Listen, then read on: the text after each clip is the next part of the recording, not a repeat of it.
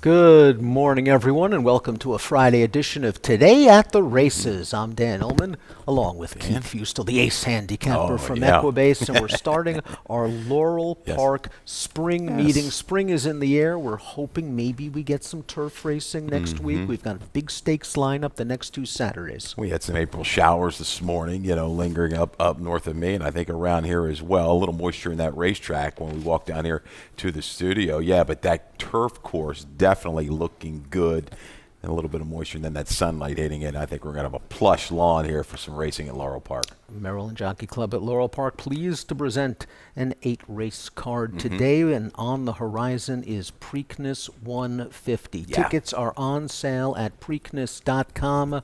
Second jewel of racing's Triple Crown, and a very, very special Preakness. Not only the 150th edition of the Preakness, a nice milestone, but the last Preakness at Old Hilltop. Yeah, absolutely. Get your tickets. I'm sure they're going to go fast. It's just a monumental day for Maryland racing. Yes, the last Preakness, the last racing day, right, at what we knew as the Old Hilltop. So looking forward to that. Hopefully we'll get some great weather and a great turnout for Preakness 150. We'll be preparing for Preakness 150 with our Preakness Preview Day at Laurel Park on Saturday, April the 19th. Not only the Federico Tessio for 3-year-olds, a win and you're in for the Preakness Stakes. Not only the Weber City Miss for 3-year-old fillies, a win and you're in for the Black-Eyed Susan, but a handicapping challenge. Nice to see contests back here at Laurel Park. It is a hybrid contest. Come on in on Saturday, April the 19th to register or register online. All the details at laurelpark.com. You get a chance to win 2 Preakness tickets. You get a chance to win big cash prizes, and most importantly, 2 chances to enter the National Handicapping Championship, the Breeders' Cup Betting Challenge, the 2 most prestigious handicapping contests in the world. Oh man, a win and you're launched into those.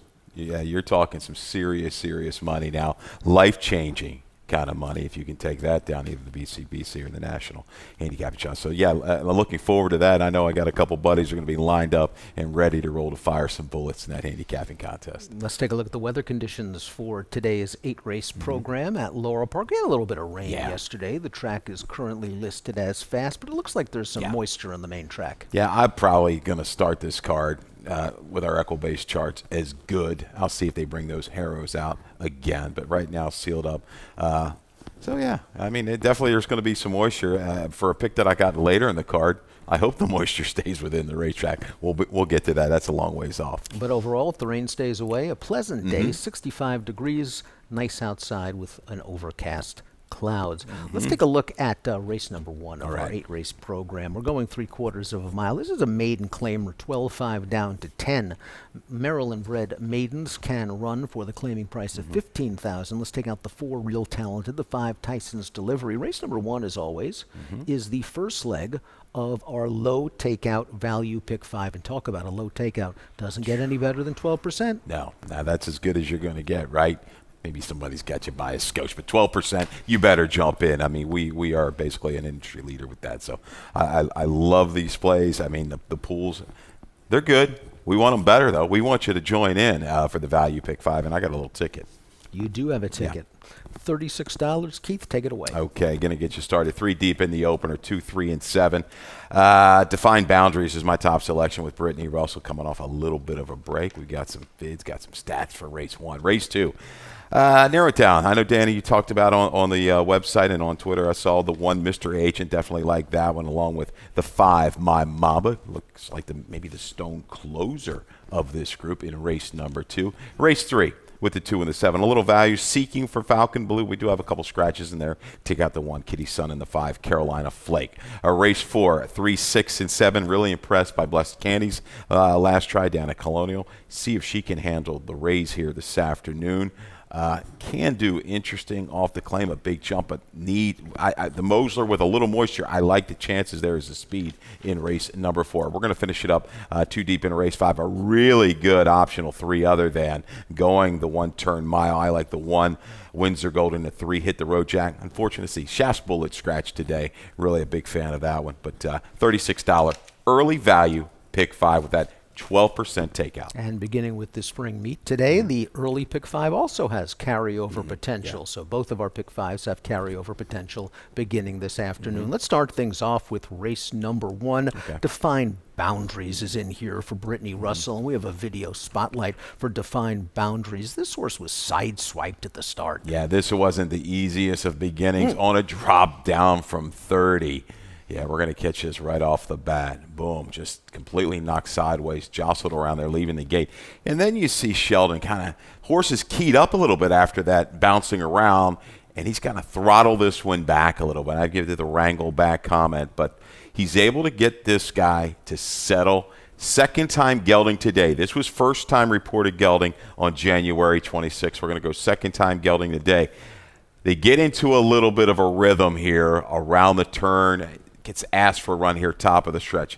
But, take nothing away from the effort. Bold Diversion had the better trip, is able to draw off and win by 6. But working in between horses, Defined Boundaries down towards the inside now, finishes with good enough energy for me. And you see just to the outside, our old friend, Bye-Bye Wicked Eye, now in a new barn. Now in a new barn, but Defined Boundaries certainly ran well in this race. Yeah. We all saw the start. It looked like he got steadied a little bit on the turn, dropped inside. The horse that beat him came back second with a 59 Meyer, then won with a 64. Yeah. And here's Brittany, past 2 years on dirt, 3-year-old maiden claimers. This is your stat. Yeah. First after 61 to 180 days. I Look at love the this. specificity.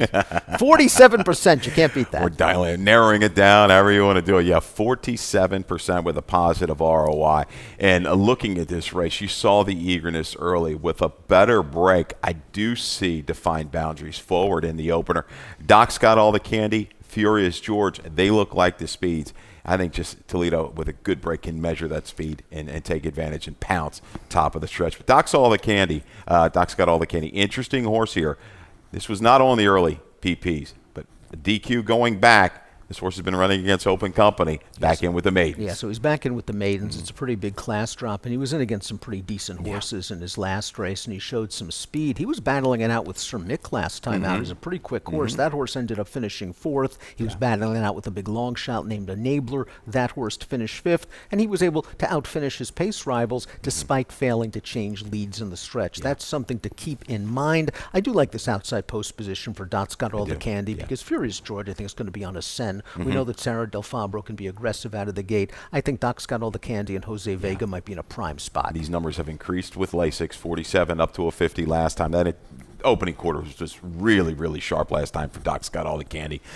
If he wants to go, I think he can. If he just wants to measure Furious George, he can do that as well. But he's going to have to look in the rearview mirror. I do think Bye Bye Wicked Eye and Defined Boundaries will be there to make a run into it. City Panda's a horse I've chased a little bit of a price. A horse I don't think you can leave out of your tries and supers. I think he's the best closer in the race is City Panda, but Bye Bye Wicked Eye has been in very consistent form. 5 of 7 on the board, and we do have a trainer's stat for Gina Perry. 2 weeks or less coming back on the dirt, 22%, $6.26 ROI. Bye Bye Wicked Eye ran second behind Tetch last time out. Good to see this barn wheel them back in 2 weeks or less. This horse can work out a good trip under J. Rod. Taking a look at our top selections for race number 1. Keith's going 3-2-7-8. I'm going 7-2. 3 and 6. We'll move on to race number 2, going 5.5 furlongs, 7,500 down to 6. Beaten Claimer. We have a field of 6 in here. This race is the kickoff leg of our 50-cent pick 4. We have early, we have late on 8 race cards, and sometimes they provide nice value. You just got to beat 1 or 2 chalks, and you're made in the shade. That's the key. You beat a couple chalks, even if you string together a couple 3-to-1s, 4-to-1s, it's still going to pay pretty well. This is an interesting race 2. I struggle with it a little bit back and forth, though. I ended up on your top selection as well, Mr. Agent. I just think this class drop is going to pick his head up a little bit. He doesn't really have to even really improve. He holds close to recent form. He has that positional speed. He usually breaks okay as well with a horse like the Wolfman, who you saw got in trouble a couple races back here before recovering to win. Mr. Agent with Thais Lapistine, I think, will be put right into it and get good po. I just think he was 9-2 last time out against horses like Shape Note, who came back to win the runner-up from that race, then came back and earned, an 80 Myers speed figure. And Joanne Schenkel and Thais Lapistine have done some really good work already this year. Bill of Rights won at 7-1. Ginger Girl won at 5-2. Both of those horses have won since February the 28th. So we've got a horse with tactical speed dropping in class, and I think 5.5 is going to be okay. I know he didn't do much last time out, but I just think it was the class. Yeah, he's laid close to some pretty quick horses, even out to 7. The Bullion Bomber with the blinkers on may go ahead and be that speed. It'll be an interesting move here to the outside. I do think the Wolfman with a cleaner break will keep that one honest up top. But how about that jock trainer combo? I mean, Lapistine Schenkel, close to 30% in the ROI, right around $3. You got to love that. So a major player here in race number 2. Video Spotlight horse. Let's look at the 5, My Mamba, coming in for Kieran McGee. Kieran with 2 runners in today's second race, but My Mamba looking for a little bit of heat up front to close in. And this will be, again, Kieran off of the claim, and we see My Mamba in the gray. He is tracking this pace 3 wide right now, and this is a situation that My Mamba likes. They're going hot and heavy up front, hammer and tongs, tooth and nail, however you want to describe it. It's what My Mamba likes because he's going to sweep by. Yeah, he was just flat last time out. I don't know. I expected a little bit more out of him. He just lost contact early, 12, 13 lengths out of it by the time they were at mid-turn, and just could not pick it up on that track. Sunset Town able to kind of hold up and beat Minister for Magic, who came back to run lights out. And this is a race against open 7,500s. He's dropping into the conditioned off his last 2 races, which is a pretty substantial drop. So you always want to watch the conditions and read the conditions from opens to condition level claimers. My Mamba hoping for a little bit of pace up front, and maybe the Wolfman is the horse that could provide some pace because we know he is very, very fast. We do have a stat for Kieran McGee. The Wolfman, when he brings horses back in 13 days or less, Kieran's winning 33%, a $2.57 return on investment. This horse looked good 2 starts back. You were on him. He overcame a hop at the start, rushed up, and then just sustained his bid. Yeah, no real excuse last time at Charlestown, but a little different. Sometimes, that run into that first turn with the horses, like a horse like Mangato has been running up there for quite a bit. It just kind of gets away from horses sometimes, the Maryland runners, when they ship up. Didn't really catch a breather in that race. Again today, I think with a good break, he'll be forward with the Bullion Bomber. The blinkers going on, just tossed the last. Head turned at the start, 4 wide, and dropped in.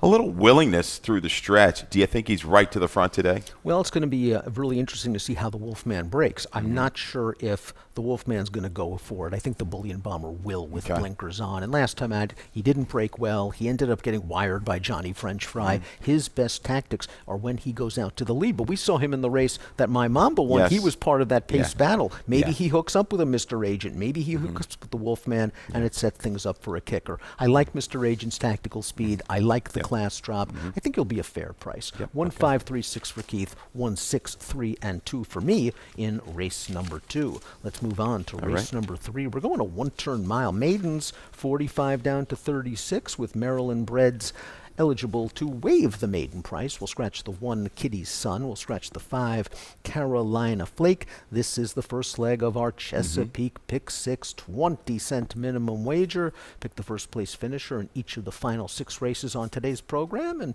win a nice prize. Yeah, get yourself a little party, a little gift on the way out the door. Stay around, right, and put it right back into the windows. Third race. Who do you want to start with? Falcon Blue. Let's start with Falcon Blue. A horse that I'll give away is going to be a value horse for me on this afternoon's card. I thought race 1 debut here on February the 14th was really, really good. Was able to kind of settle back off of that pace at 7/8.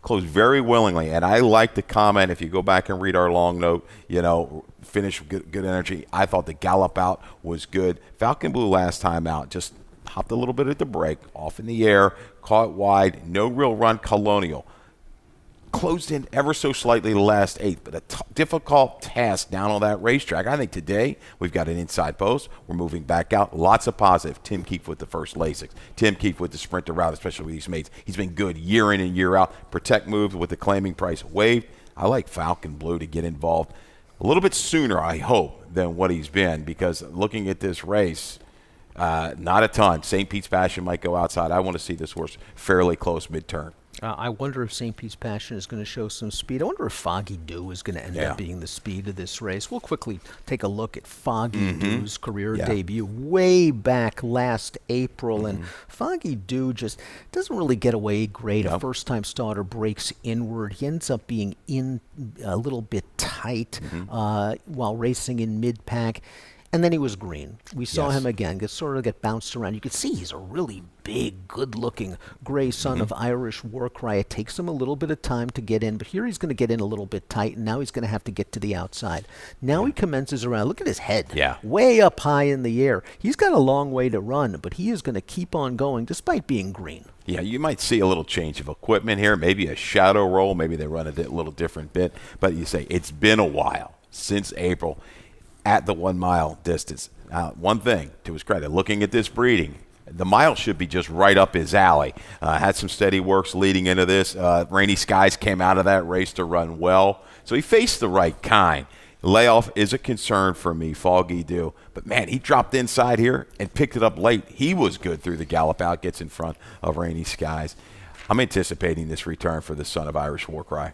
I'm expecting this horse to run very, very well with the extra distance, as you mentioned. He does have the pedigree. He does have the physique. And I'm just going to trust this barn to have this horse ready and going to have the tactical speed to stay close to moderate fractions, along with St. Pete's Passion. I scratch into him. I liked Carolina Flake on top. I thought St. Pete's Passion ran okay last time out. The pace wasn't very fast. He was in the pocket. He angled out 3 wide and then just couldn't go with those 2 horses in the stretch. But he did finish ahead of 2 next out winners. And the horse that did win that race then came back and ran 3rd in a first-level allowance with a 74 buyer. So he fits with these horses from a class perspective. I hate being hung out wide going the 1-turn mile, so hopefully he can save a little bit of ground. Yeah, I mean, maybe this 5 o'clock somewhere, you see a little bit of speed down a Kelowna to the inside, go ahead and leave. I think St. Pete's Passion, J-Rod's going to have that run into the far turn. I don't think he's going to be caught terribly wide in this 5-horse field. He'll get position, bring a finish. You're right. Key race last time out up at Parks. I don't want to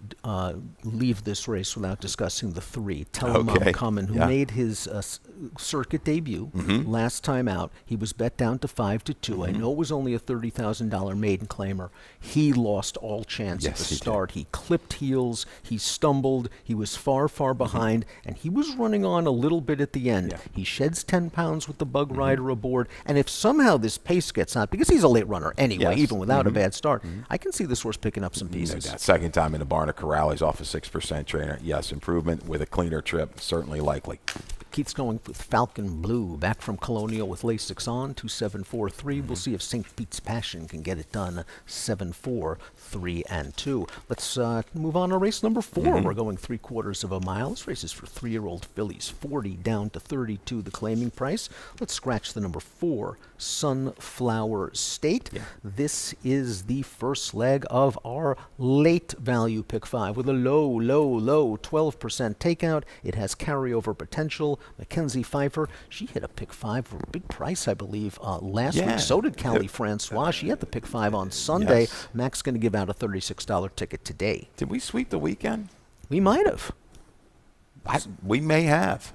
I mean, everybody had one each day, right? I believe. So, hey, give ourselves a little pat on the back. You know what I like to say? A pat on the back's a good 6 inches away from a kick in the can. I'm going 0 for 8 today. All right, Mac, let's see what you got. $36 ticket, 2 deep to get you started. I like these 2. 3, Blessed Candy, the 7, It's a Monster Mash. Race 5, 2 deep again. Windsor Gold hit the road, Jack. I do think they're the fastest horse, consistently faster than this group. Maybe a horse like Wow Vine off the claim will jump up and run huge for Ness, but I like 1-3. Race 6, she goes Rad Paisley, Addie's Laddie, TNT. Rad Paisley, pretty quick, freshened up here. Schenkel, Toledo in race number 6. Race 7 with the 2, 3, and 5. Wrap it up in the 8th with the 1, the 5, and the 6. I like Sweet Heidelberg was a horse I thought, looking at that price that I think we were going to get, I was hoping for this track to stay almost muddy. Don't know if we're going to get it, but I still think she's got a shot in there at a good number. $36 ticket. And we both have one of Mac's 2 horses in her late value pick 5 on top in race number 4. That's the 3, Blessed Candy. You looked just so good last time out at Colonial. I know it was only a $20,000 race, but it just seemed like that track was favoring speed most of the way. She did get close, but then she wound up back in the pocket, and then she angled out. So she kind of made 2 moves in that race. Yes, she did. And she won without feeling the sting of the whip. It was a written-out victory. Good ride that day by Paco, and just kind of flashing the crop through the last 1/8 of a mile. Little stat here for Machado. I did not add this one in, but I'm going to give it to you, right? Okay. Last 2 years on the dirt, 4 for 12, 33%, 8 for 12 in the money with this 50% jump. ROI, 873. Pay attention. Blessed Candy, I think, will maybe be that first run into Can Do. It's the Monster Mash, I think, will be close, but I think good stalking trip in store for the 3. It's a Monster Mash was in tough at Colonial last time out, turning back to 5.5 furlongs, facing his arch monster nemesis, Green-Eyed Monster. If you don't believe us, here's when the monsters hooked up. The Battle of the Titans, It's a Monster Mash, and Green-Eyed Monster, 2 starts back. I'm on It's a Monster Mash, so you know how this is going to end up, folks. It's a Monster Mash is tracking the pace here 3 wide, and he's going to get the jump on his uncoupled Jerry Robb trained stablemate. I thought he was so game when he was confronted in the stretch. Oh, yeah. Worked out a beautiful trip, Torrealba, right? Inside, eases out, gets command. Going to shake free here in mid-stretch and just gets nipped right at the wire. Green-Eyed Monster, maybe just a little too much determination here the last 1/8 of a mile. But last time out, again, you're shipping down there, different surface. 9-horse field, just maybe got off rhythm early, and that was it. I give him another chance, or give her another chance here right back for the 40. Do you think maybe he bounced off that race? Usually I take it really. I don't really believe too much in the bounce, but sometimes when you see a horse run so hard, like It's a Monster Mash did in the race we saw in our video spotlight, and then come back and just not exactly run up to par, maybe it was just a little bit of a situation where he needed the 3 weeks. This is a good outside post. He fits at this level. One of the keys to this race, we talked about Joanne Schenkel, Tyus Liapestina, very strong combination. They have Can Do off the claim. There's a chance that Can Do can shake loose in this race. Yeah, with Liapestina and inside Odd Day, that's Rudy's got Torrealba. Yeah, Can Do, I think. This double jump, almost like a triple jump, I think is fine, because I like this horse going back a couple races for 40. Just got involved in a torrid 22-3 opening quarter, fizzled. Quarter pole home. I think she's the fastest of this group, and I think she can clear off. I mean, lightly, only 5 races. Right back here, I think this spot is okay for her because she's quick. and any kind of moisture. You're seeing the Mosler on an off track, Mosler in the mud, as we say in the press box. Dangerous.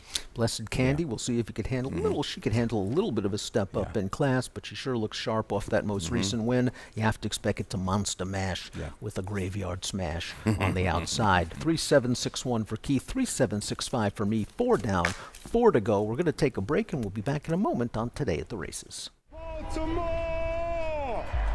To the city of Baltimore, to all the fans watching around the world, riders up! They're off in the Preakness. All eyes of the world will be on Baltimore. They're head and head. Seabiscuit leads by a length. Seabiscuit is the winner. And it was a powerhouse race again by the big, strong Secretariat. Sunday Silence takes the lead at the quarter pole. American Barrow, phenomenal in the Preakness. And the filly did it! Rachel Alexandra!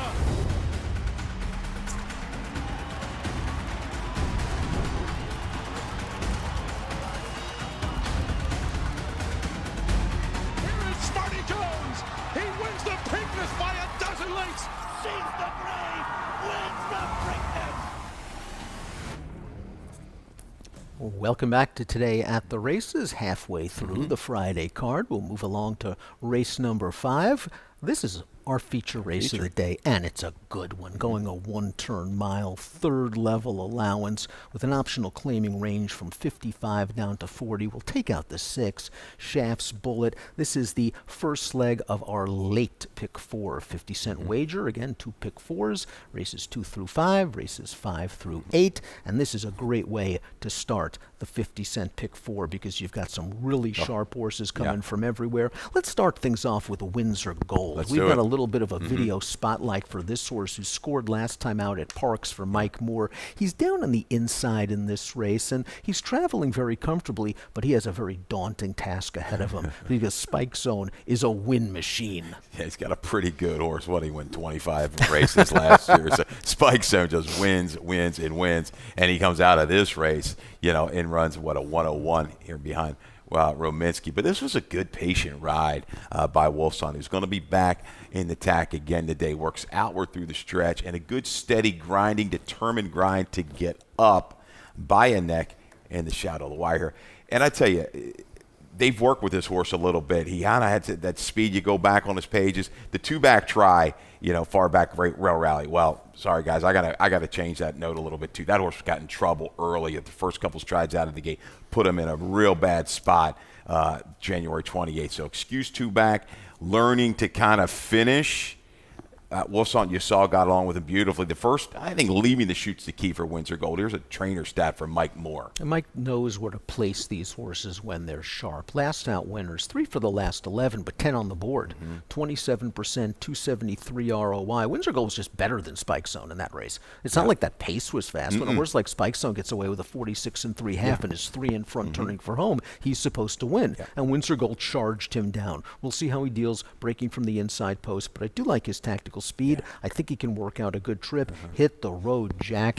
This horse with Lasix has been unstoppable. I got, 17.5 length margin when you add them up. The last 3 races with Lasix last time out, it was just kind of a free square at 70 cents to the dollar. Was able to kind of go ahead and prompt that slower pace between draw and clear. Never challenged from the top of the stretch home. Now he's going to have a little bit more work to do. Some traffic maybe to navigate at the 1-turn mile because there's some horses that are going to be a little bit quicker. I think he's going to be 5-6 out of it probably by mid-turn. But the consistency, the recency with the Lasix, tough to deny. Hit the road, Jack. I'd say he's the horse I think to beat. I think at this 1-turn mile he's going to bring that finish. Windsor Gold, though, he's had a lot of try 28. He's moving in the right direction, coming back with 2 bullets off of that win over Spike Zone. So 2 really good heavy hitters here coming at you in the 5th. But you know what? There's some other guys lurking that have serious shots. There certainly is. Hit the road, Jack's truly a specialist at the 1-turn mile as well. That gives him a little bit of an edge, but you can't throw out the 5 Mind Tap going out for Brittany Russell. Note the jockey changed to Sheldon Russell in this race. Mind Tap was so good 2 starts back. It was his first start off a substantial layoff. He was pulling it a little bit eager early, but he was traveling so sweetly on the turn and into the stretch, and then he just fired on home. And maybe was a situation with him where he regressed the first after the first race off of a long layoff, and maybe that slow pace that Wildvine set worked against him. I think he needs a little bit of pace, and I think he'll get a fair pace to attack here. Yeah, I think Shaft's Bullet coming out, I think he was going to be close enough, but Secret Zipper Concealed Carry should guarantee an okay enough flow for Mind Tap. The horse I'm concerned about, you just mentioned, there's a little stat for Brittany between talk about a little stat. Yeah. Between January 31st and March 29th, 36% winners and a positive ROI. Who needs to handicap? He just bet Brittany. All she does is win right now. But Wildvine, I don't know if you can kind of dismiss this guy. Last race, 3-1, 7-2, just kind of flat. Had aim, I thought would kick on a little bit better with the Lasix back on. But for Ness to jump in, take his shot, he likes something. Horse is in for the 55 and just reading conditions. I think that's where he's got to be. But, hey, I'm not going to completely let this guy get away from me. He's a big, strong horse with good tactical speed. The question is, how fast is Concealed Carry going to go on the lead? Because I think he's the speed in this race, and he's getting Lasix again after competing in, 6 consecutive stakes races. And he won a stakes race at Parks going a 2-turn mile last year. So when he's right, he can take fields a long way if they leave him alone. His last race, he got caught up in a speed duel against Tougher in the Stymie. The race before that, maybe he didn't care for the muddy track. So if all of a sudden he's dirtied up, you got a second in a stake, a win in a stake, and a potential loose speed at a price. Yeah, and I think it's going to be right. All systems go for Haddock. Let's go ahead and try to clear, slow it down a little bit, leaving that far turn. I think Secret Zipper, he's quick, but he's not as quick if Concealed Carry really wants to go. And I don't think he wants to go with him early. I think lay a couple lengths out of it and try to pounce mid-turn. But, man, you're right. If this 4-horse is clear into the lane and you see a half in like 47 and 3-4, could be tough to reel in. A lot of folks will be playing the It's a Monster Mash Hit the Road Jack natural double, I think, today. You're going with Hit the Road Jack. I think that maybe the Parks Invader Windsor Gold can get it done again. Same exact, different order. 3-1-8-5 for Keith, 1-3-5-2 for me. Race number 6 is at 3/4 of a mile. It's a starter optional claiming race with a $24,000 purse. Take out the 7 Sunset Town, which leaves us with a field of 6. I want to start things off with the number 2 Rad Paisley. Usually wears cheek pieces. I'm assuming after being reclaimed by Joanne Schenkel, we'll see the cheek pieces on one more time. We have a video spotlight for Rad Paisley. Yeah, we're going to go back to the 2-back race, right? November the 16th. Got out here at 5.5. Now we're going 6 today. He can handle 6. 22 flat. Rate is my comment. Too wide. Okay, that means this horse was doing it well within himself. Resolute to the wire. Digs in. Back in this barn, a little freshening. Toledo today, going to need a sharp break, but gets an assist. And I definitely could have changed up here because I think Sunset Town coming out really helps Rad Paisley. I know pit stop, man, it's quick. Sunset Town, to me, was going to be the guy that could be the pest. But Rad Paisley now could be loose on the lead with a clear break. I think Rad Paisley's a speed in the race, and you see the Schenkel barn's been doing very well since January the 26th. Limited numbers of runners, 27% winners, a big ROI of 333. Rad Paisley seeking her 10th lifetime victory. She's just a hard hitter. Let's talk about Addie's Laddie, TNT. This is a horse that was just overmatched last time out against Haley's First Notion. Elvis himself, a horse we'll see a little bit later on this weekend. This is a horse that just fits this level. Yeah. He maintained his figs. He's going to run you that high 60, low 70 kind of number. Out to 6. I like this. I like the extra 16th. A little drop back down now. Kind of fooled us a couple races back, 3 races back on the page on that off track. Got to the front, slowed it down. Now, his game here is going to be hopefully get tucked up with a little bit of cover around the turn. I think it's going to enhance his run. Gets Hazelwood. Should have this one positioned. I want to see saving ground right behind almost a boxed-in trip, I think, would help his chances and bring that finish. It's going to be interesting, though. Rad Paisley gets that help with that scratch. Pit stop man's going to have to put the pressure on early. Robbie Bales had a big week last week, and he's going to send out the 6. Good Luck Chuck off a little bit of a layoff. I liked what I saw from Good Luck Chuck in his final start last year. It was at Mahoning Valley. It was a wet track. He must have been 5 wide on the backstretch, pushing the pace, was hung out all the way through the turn, and he really had to grind it out to get the bob on the wire. Now, he's been entered and scratched twice since. He's an old-timer making making his 9-year-old debut. But when he's right, he's another horse that's very, very versatile. And Robbie knows him. Robbie had him way back, right? From the debut in 2019 to August of 22. Had a really won plenty of races with Good Luck Chuck. Short, long, it didn't matter. He's a versatile sort, back in familiar surroundings.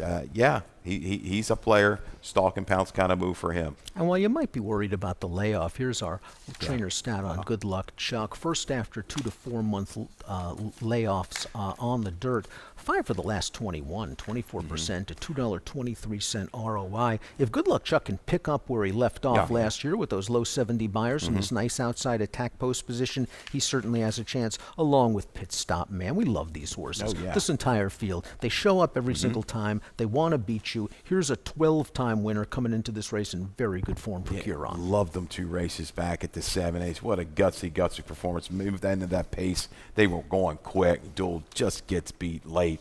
Good effort last time out. Wasn't a terrible field up at in front of Bick. 7-horse field at Penn National. That works for me. You know he's going to be forwardly placed. He's going to move into the flow, and he's going to fight you. You're going to have to work hard to beat Pit Stop Man. Some tough old knockers here. Yeah, and Robbie's horses. They've been running great, looking great, and running big. Warriors in race number 6. Keith's going with the 3-horse Addie's Laddie TNT. I'll see if Rad Paisley can take him gate to wire, and I'll go wire to window. 3-2-5-6 for Keith, 2-6-5-3 for me in race number 6. Race number 7 is the opening leg of the late daily double. We're going a 1-turn mile. This race is for fillies and mares 4 and up, Maryland bred or sired. A field of 6 in here. Want to start things off with Vodkatini. Talk me on to Vodkatini. I could not narrow down a horse or even 2 in here. I know how this race is going to go. If they break, it's going to be a Neolithic up to the front and Dazzy tracking. But Vodkatini, I like turning back to the 1-turn mile. This horse was a little bit keyed up a couple races, got to the front last time. You see my short comment, stubbornly, beaten 6. But this horse was giving effort. She's shown the ability against better horses. A horse like Pistol is Ablazing is a 2 other than kind of a mare to come from that off the pace, 3-4 out of it. I want that kind of trip. I think Weston Hamilton's the right kind of rider to give it to you.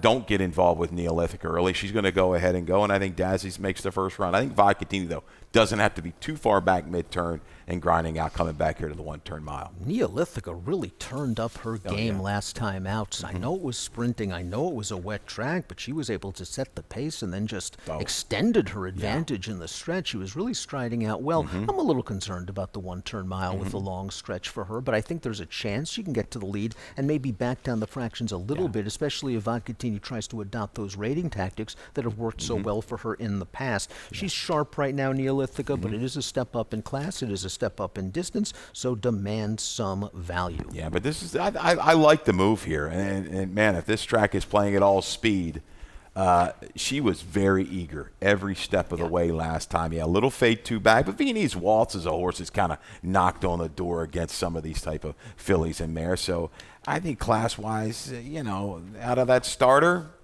I'm going to call it just kind of a side move. I don't really a lateral move. I don't think this is a terribly tough field. And if she's sharp like now, she can pair up at last buyer figure 69. She's going to be right there at the finish. When we were handicapping Dazzy last time out, we were like, what do you do with Dazzy? Turning back from 9 furlongs to 6 furlongs? Isn't Dazzy just going to be outrun early? Really wasn't. No. I know she was wired by a really sharp horse. That Take the Money Honey came back and just missed in New York with an 86 buyer speed figure. And it's not like Dazzy was that far out of it. Tried to get into it with a 3-wide bid on the turn, and just 6 furlongs, I think, against that horse wasn't Dazzy's game. No. But stretching back out to the mile, I think works very well for Dazzy, and I think this horse can stay relatively close. Willing enough effort for me against that group. Right, Take the Money Honey. She's good. She's going to make the first move into it. We'll see how far Neolithica and Dazzy get involved. Will it be 3/8 to mid-stretch? And then hopefully my horse Vodkatini is laying there to pick up the pieces. Interesting, Lori. It's a shorter field. Even a horse like Skip Through the Fire. Let's talk about Navani, horse you've got in the mix. Video spotlight on Navani, who came back firing off a layoff for Ferris Allen in a race at Penn National. We're going to take a look at Navani, the number 4 in the yellow circle, and he just saved ground in mid-pack, and he's just going to advance very sweetly on the outside. Once he gets into the clear, the jock's going to just give him a little tap right there and say, go about your business, Navani. And what I liked about Navani is not only was he traveling really well, you see his ears pricked, but he has to fight to earn this victory. He was very game. Oh yeah, and this horse 4 for 6 at the 1 mile distance. Now, granted, does have a good try at a 1-turn mile. So this horse versatile enough. Doesn't quite have the speed as a Vodkatini Dazzy, but good effort here to sustain from that wide trip from the quarter pole home. But I like the way Torres worked it out inside out. Love that trip. Trainer staff for Ferris Allen, second after a 61 to 120 day layoff. 3 for the last 11. They usually improve. Yeah. $4.45 ROI. You got to like that. And Navani should be a fair price in here. Just looking for a little bit of pace help up front. Keith's going with Vodkatini, who just seemed a little too eager last time out. And might try rating tactics here. I don't want any rating tactics for Neolithica. I want her to go to the top, and don't you dare stop. 1532 for Keith. 3526 for me. Let's go to the finale at Laurel Park on Friday. It's race number 8. We're going to go 7/8 of a mile. $20,000 is the purse. It's a claiming race. $7,500 down to 6 for fillies and mares, 3-year-olds and up. Levisa's one of the speeds in this race. Sweet Heidelberg is a speed in this race. Are we going to burn each other out? I hope not. I hope Levisa can kind of maybe go and Sweet Heidelberg can stalk. You've got a rider like Forest Boyce on Sweet Heidelberg who's patient. I don't think that's her game to go ahead and get completely involved. She's quick though, Sweet Heidelberg. If she pops like she did 3 races back, 23, 47, and 4, but it's still not quite as fast as Levisa. So take the measure of the speed, hopefully kind of make that move around the turn. 7/8 of a mile might pushing it a little bit for Sweet Heidelberg, but at the number, I'll take my chances. And if the moisture holds up in this racetrack, because 4 for 5 on a wet track. We have a trainer stat for Ricky Silliman on Levisa, who could be the speed in this race with last out winners. 5 for the last 6. $11.37 return. Okay. Now, That's Levisa's probably going to be the favorite in this race. Not going to help your RI too much, but when you got $11.37, how much help do you need? Levisa is not only the kind of horse that's fast from the gate, but can sustain through internal fractions, as she did last time out. 23-2 for the opening quarter. Then no real breather. 23-3 for the second quarter. And then the runner-up was coming at her for the entire stretch, and Levisa was just able to fend her off. I don't mind her at 7 furlongs, where she can maybe extend through that second quarter if Sweet Heidelberg can't keep up, and then it's all about whether she can hold off the closers. And one of them is one that's been knocking on the door, Fainer's Fillets. Yeah, absolutely, and a really good effort at the 1-turn mile last time. All in all, probably a better group, right? Haley B, who's been in tremendous form, Jean in a bridle. This turn back could be just what the doctor ordered. I like where she's going to be sitting against this group at 7/8 of a mile. You're absolutely right. She had to do all the dirty work, chasing odds on Haley B last time out. This time around, go ahead, Levisa. Go ahead, Sweet Heidelberg. I'm going to be tracking in right behind the leaders. No one do dirty work for me this time. I get first jump on the closers. Maybe Yum Yum eat 'em up. She's proven that she can beat Levisa in the past.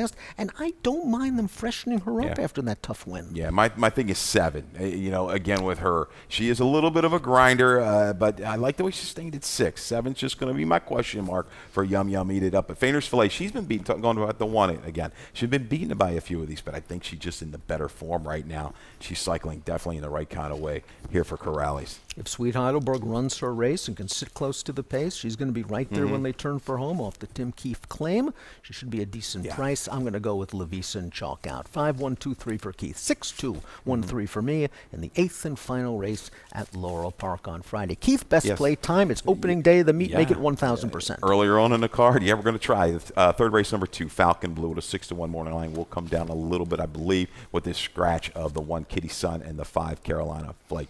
First Lasix to stretch out. All kind of different angles that work for this trainer. Obviously, Forrest Boyce and Tim Keefe, when they've teamed up in the past, they've done quite well year in and year out. But I think looking at this race, the way it's going to set up, he needs to be forward enough. I think he has got enough natural speed against this group to lay close mid-turn and just go ahead and take it from there. It's no runaway because Foggy, we don't know how good this guy is. He was green. We haven't seen him. And St. Pete's Passion certainly has faced the right kind. but the value still holds for the 2 Falcon Blue. I'll go the race previous, race number 2. That's going to be Mr. Agent, breaking from the rail, 5-2 on the morning line. Just think the class drop is key here, and he has the tactical speed to stay within range. 21 minutes to post for race number 1 at Laurel Park on Friday. The track is currently listed as fast. Kelly Francois, Mackenzie Pfeiffer, Dave Rodman will take you throughout the day, and let's go up to the great Dave Rodman for scratches and changes. All right, good luck, everybody.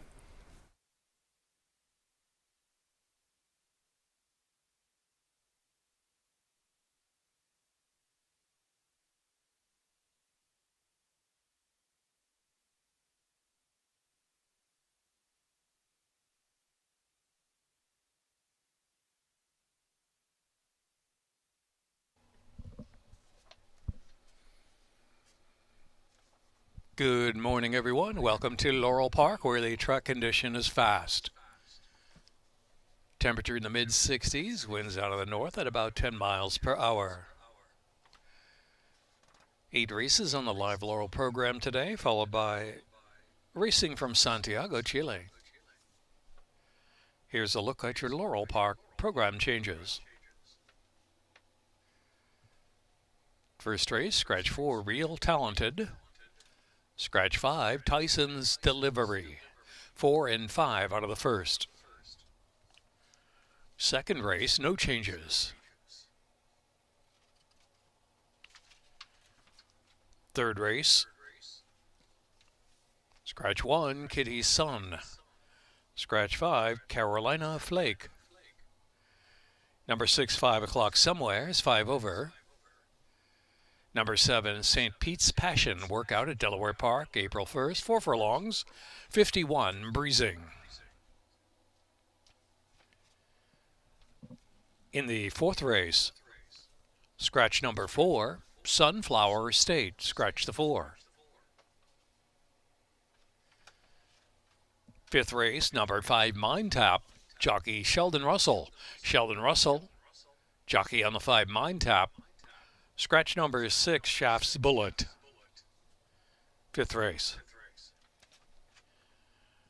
Sixth race, scratch number 7, Sunset Town. Sixth race, scratch the 7. Seventh race, no changes. Eighth race, all clear with no changes.